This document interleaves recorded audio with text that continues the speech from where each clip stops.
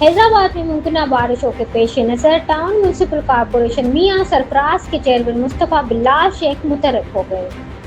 उन्होंने मुख्तलिफ इलाकों का दौरा करते हुए पंपिंग स्टेशन, सीवरेज लाइनों और नक्काशी आब के निज़ाम का तफसीली मुआयना किया। ये जो क्वालिटी होता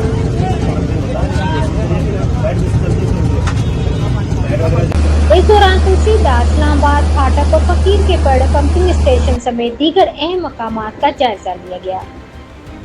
टाउन चेयरमैन ने मुतल्लिका अफराद और अमले को हिदायत की कि बारिशों के दौरान नक्काशी आब का निज़ाम हर सूरत फहाल रखा जाए। नशेबी इलाकों में खुसूसी निगरानी और हंगामी अमले को अलर्ट रहने के इकमात भी जारी किए गए।